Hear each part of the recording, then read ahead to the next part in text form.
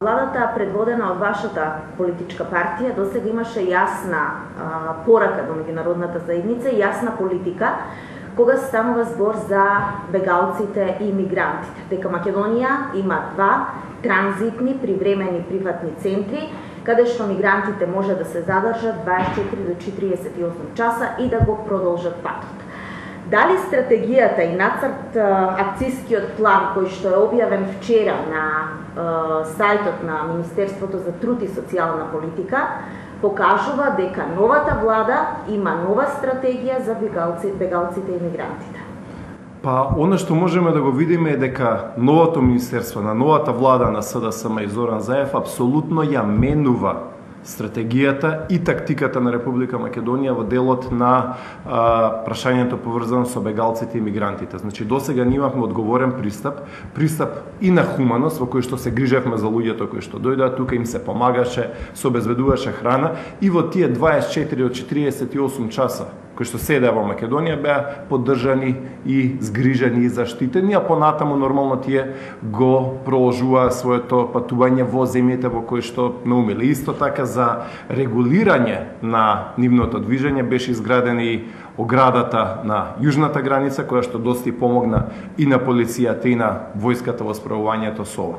Она што го гледаме сега како промена со овој предложен документ, со оваа стратегија на Министерството за периодот од 2017 до 2027, значи следниве 10 години, оваа нова стратегија на новата влада предвидува Република Македонија да биде земја домаќин, односно земја во која што ќе се сместат огромен број, не знаеме колкав, на луѓе кои што трајно треба да останат во Република Македонија. Република Македонија ниту има ресурси, ниту тие луѓе сакаат да останат овде, значи Македонија има прилично ограничени ресурси, Македонија има своја невработеност, Македонија има потреба со сместувањето и домувањето на сопствените граѓани и тие едноставно нашите граѓани треба да бидат приоритетот во врска со овие прашања. Така, имаме во оваа стратегија дека за интеграција на бегалци, странци, мигранти предвидува и трајно населување, меѓутоа и давање државјанство на Република Македонија.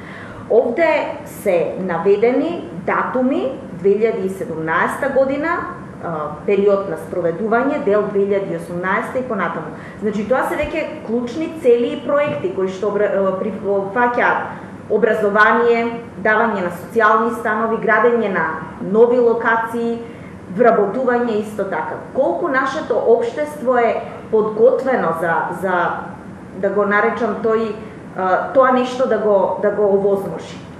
Ограничените... И дали граѓаните, македонските граѓани ќе страдат за сметка на тоа? Прво, никој не ги прашал македонските граѓани што мислат за се тоа. Ограничените ресурси кои што ги има оваа држава првенствено треба да бидат потрошени на социјалните програми за граѓаните на Република Македонија. Тие програми како што таму нели предвидуваат, имаат намера да ги трошат, се однесуваат и на домување, и на стамбени згради, и на индивидуални куќи, се однесува на градење на цели населби и така натаму и така натаму. Значи, првенствено ограничените ресурси кои што ги има на располагање оваа држава треба да бидат насочени кон граѓаните на Република Македонија, затоа што тие се оние кои што го трошат, кои што го полнат буџетот, тие се оние кои што со своите даноци ја финансираат државата и буџетот, а гледаме сега според оваа стратегија која што ни ја нуди Министерството за труд и социјална и владата, граѓаните на Република Македонија не само што не се приоритет, туку се апсолутно целосно маргинализирани и целосно ставени на страна. Едно што ми падна во очи, читајќи го овој нацрт национален акцијски план, е мерка да се отстранат барањата за доставување на лични документи од земјата на потекло. Кога зборуваме за мигрантска криза и изминатиот период, предходната влада, предводена од вашата партија, зборуваше дека еден од клучниот фактор на кој што треба да се внимава при бегалска справувањето со мигрантската и криза е заштитата на националната безбедност. Колку оваа мерка која што има временска рамка уште неколку месеци, значи до крајот на 2017 година, може да значи опасност за безбедноста. Од каде ние да знаеме кој е бегалецот или мигрантот што ќе дојде во нашата земја, ако законски е покриен со мерка да се отстранат барањата за доставување на лични документи од земјата на потекло.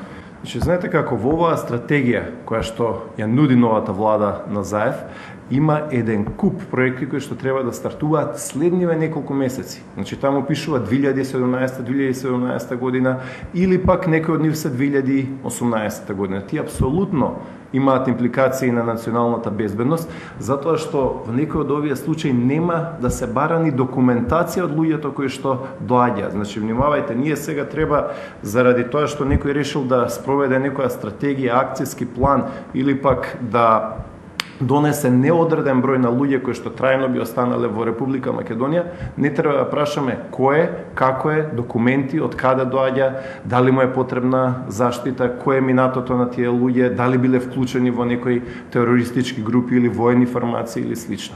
Значи, ние апсолутно треба да водиме сметка како држава за безбедноста на Република Македонија, а овој документ не води сметка за тоа и оваа стратегија која што ни ја нуди владата на Заев не нуди таква работа.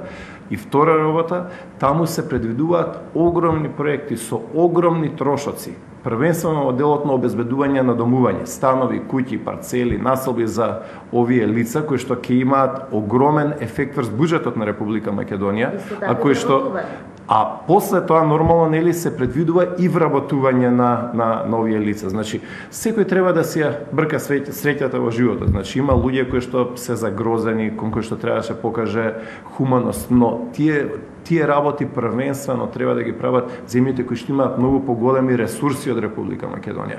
Македонија има огромен број на проблеми, Македонија има одговорност спрема своите граѓани, спрема своите државјани.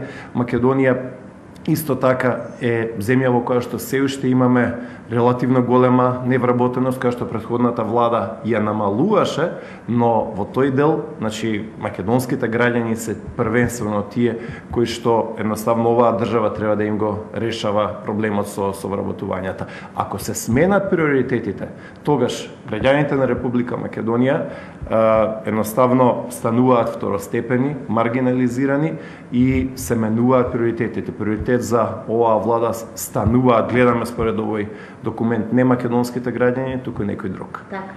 И моето последно прашање е да се олеснат процедурите за семејно обединување како поддршка на процесот на интеграција.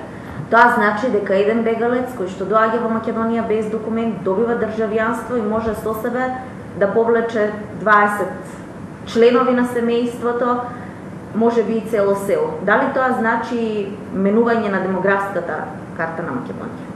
Видете, ако се види што е тоа само што се планира 2017 година, па после тоа да проложи и да се засили 2018 година и така тоа продолжува до 2027 година, значи следниве 10 години, тогаш зборуваме за големи бројки. Зборуваме за големи бројки, зборуваме за бројки кои што ова општество едноставно тешко дека ќе може да ги поднесе во делот на материјално финансиско обезбедување на тие луѓе. Значи, тоа значи менување на приоритетите не само во вработувањето и домувањето, менување на приоритетот во образованието. Тоа ќе барајќи има потреба од огромни средства да се пренасочат во образованието. Значи, наместо за универзитетите, македонските студенти, средните училишта, основните училишта ќе треба да се прават нови објекти за овие луѓе кои што треба да дојдат следниве 10 години.